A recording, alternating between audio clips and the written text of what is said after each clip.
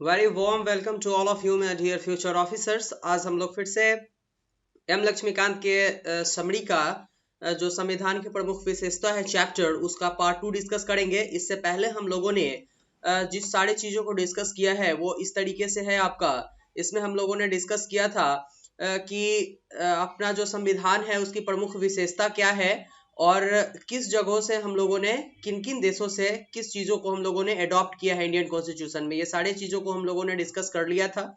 आज जो हमारा सेशन होगा वो अपना सेशन 2 होगा और आज हम लोग फिर से चीजों को डिस्कस करेंगे बारीकी से कि और क्या विशेषता है हमारे इंडियन कॉन्स्टिट्यूशन की। बट बिफोर टू बिगिन, अगर आपको ऐसा लगता है कि चैनल डेडिकेटली आपके लिए वर्क करती है तो प्लीज चैनल को सब्सक्राइब और शेयर जरूर किया कीजिए, क्योंकि ये हमारे मोटिवेशन का एक बहुत बड़ा कारण होता है।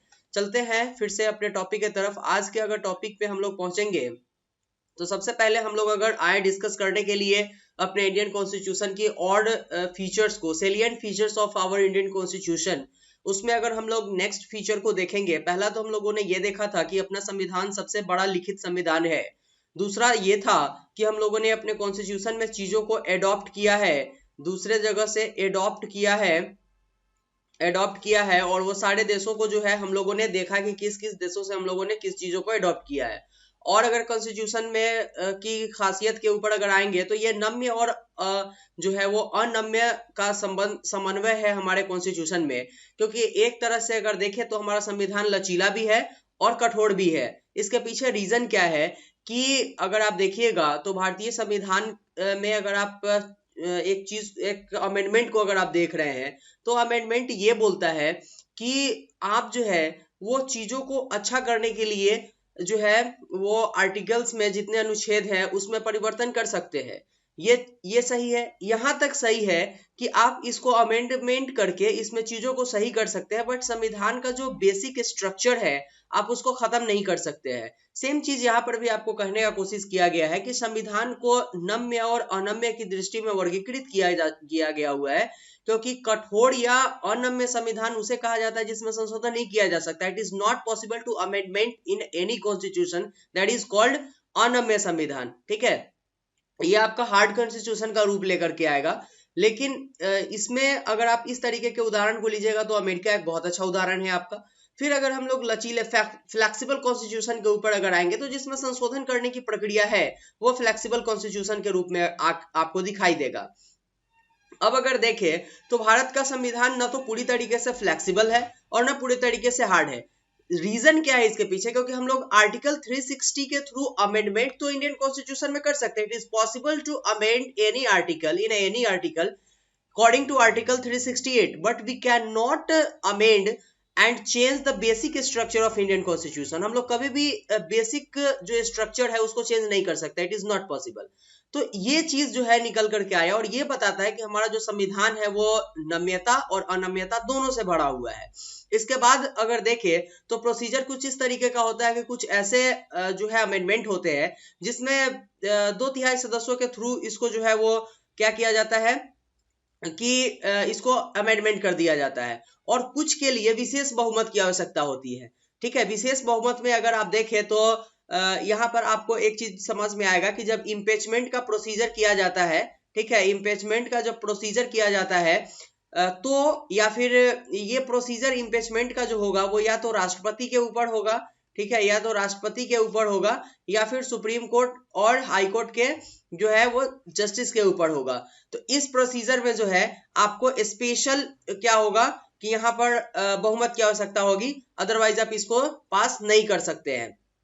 ये चीज है।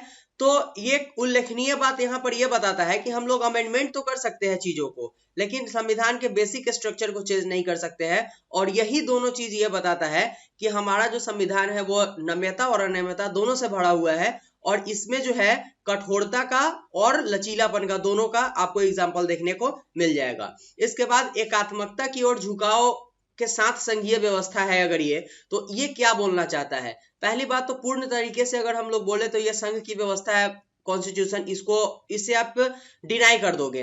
क्योंकि अगर देखें तो इसमें इसको संघ आप नहीं बोल सकते हो क्योंकि इक्वल पावर हो जाता उसमें, बट यहाँ एकात्मकता की ओर झुक करके भी ये संघीय व्यवस्था है, क्योंकि संघ उसको बोला जाता है जिसमें दो सरकार हो और शक्तियों का विभाजन होगा और लिखित संविधान होगा, संविधान की सर्वोच्चता होगी और संविधान की कठोरता, स्वतंत्र न्यायपालिका एवं द्विसदनीयता आवश्यक होगी इसमें।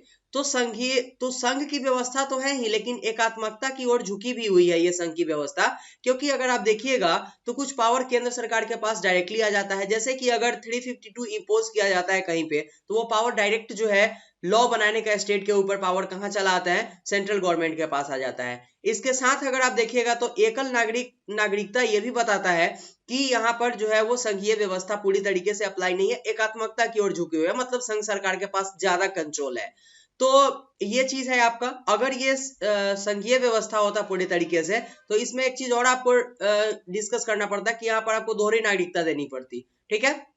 बट ये एकात्मकता की ओर झुकी हुई संघीय व्यवस्था, ऐसी बात नहीं है कि हमारा जो कॉन्स्टिट्यूशन है वो संघीय व्यवस्था नहीं है, बट एकात्मकता कहीं ना कहीं झुकी हुई है और सेंट्रल गवर्नमेंट के पास है, ये बोलने का कोशिश किया। बट हम अगर ये बोलते हैं कि हमारा संघीय व्यवस्था है तो it is not bad, okay. इसके बाद संविधान का लचीलापन भी है, जिस तरीके से संविधान का यूज किया जाता है, ठीक है, इसके एक्सेप्शंस का यूज किया जाता है, ये संघीय व्यवस्था को पूरी तरीके से जो है वो एकात्मकता की ओर झुकाने में अहम भूमिका निभाता है, ठीक है। ये सारी चीजें हैं जिसको आप बोल सकते हैं कि ये एकात्मकता की ओर झुकी हुई संघीय व्यवस्था है, नॉट संघीय व्यवस्था है। इसके बाद इसका एक और अभिप्राय ये बोला गया हुआ है एकात्मकता की ओर संघीय व्यवस्था बनाने के पीछे का रीजन क्या था, कि भारतीय संघ राज्यों के बीच हुए किसी भी समझौते का निष्कर्ष नहीं है, ठीक है। और दूसरा, किसी राज्य को संघ से अलग होने का अधिकार नहीं है, क्योंकि अगर इस तरीके का सिचुएशन पैदा होता तो जो है वो यहाँ पर राज्य इस तरीके का सिचुएशन पैदा कर सकता था कि वो भारत से अलग होकर के चला आता।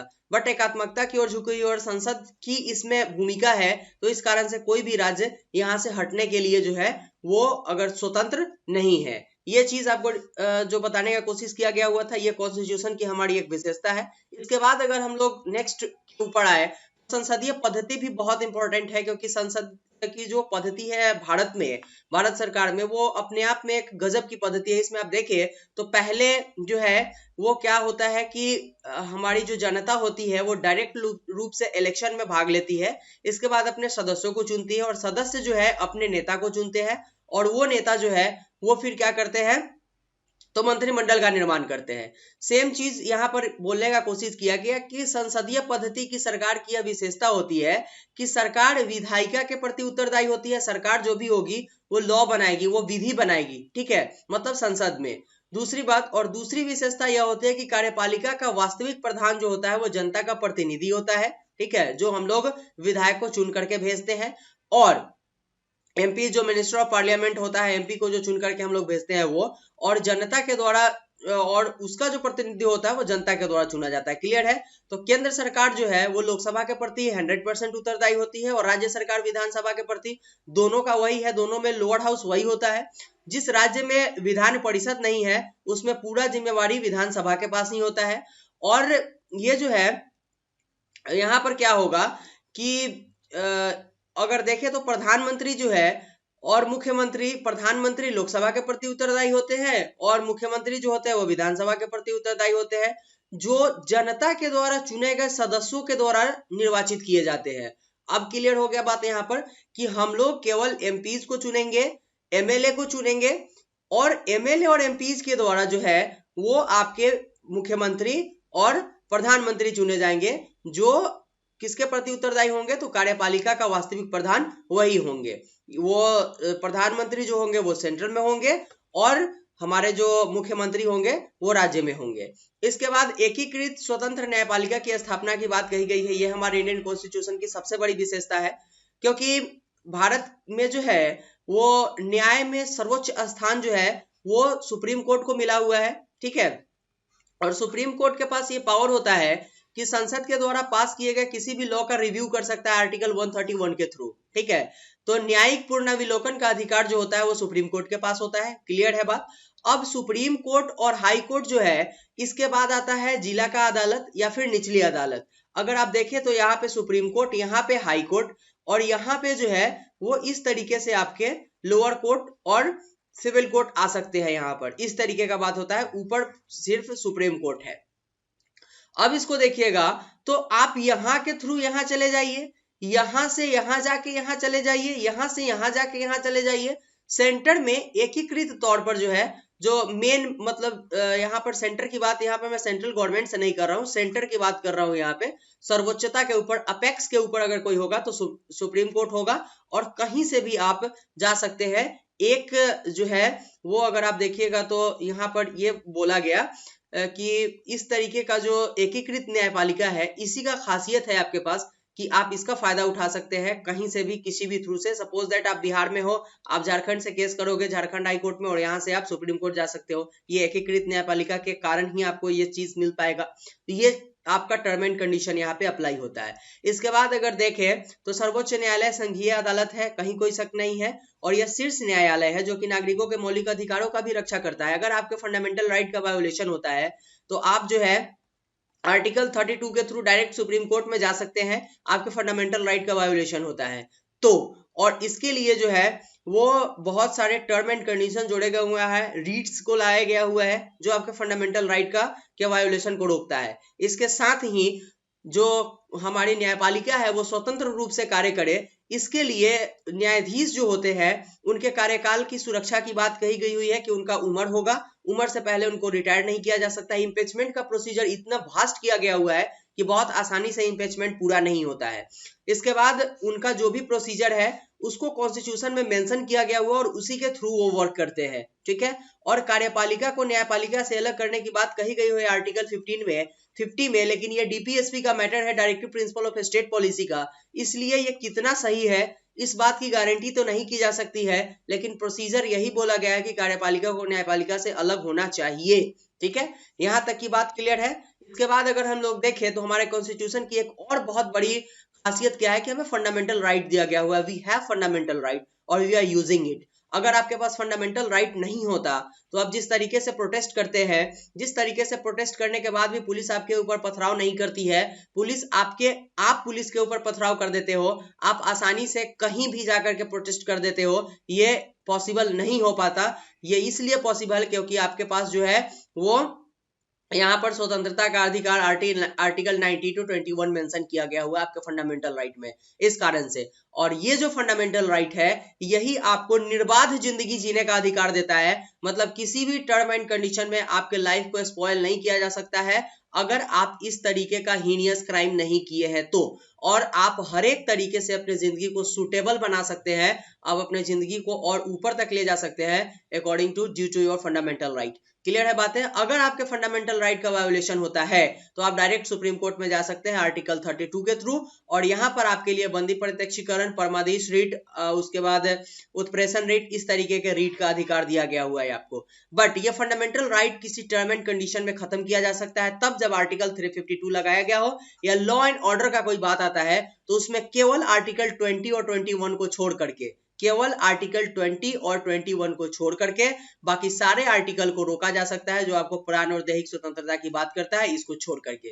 क्लियर है बातें। इसके बाद डीपीएसपी का बात करता है हमारा Indian constitution, directive principle of state policy, जो राज्य के नीति निर्देशक तत्व होते हैं। राज्य के नीति निर्देशक तत्वों को लगाने के पीछे की एक अहम भूमिका ये थी कि इसमें जो है व्यक्ति को सामाजिक और आर्थिक लोकतंत्र को जो है वो सुदृढ़ किया जाए, और यहाँ पर राज्य के नीति निर्देशक तत्वों का कार्य सामाजिक और आर्थिक लोकतंत्र को बढ़ावा देना था, और व्यक्ति के लाइफ स्टाइल को चेंज करने का, और व्यक्ति के तरफ जितना हो सके उतना सुगम चीजों को पहुंचाना डीपीएसपी का काम था।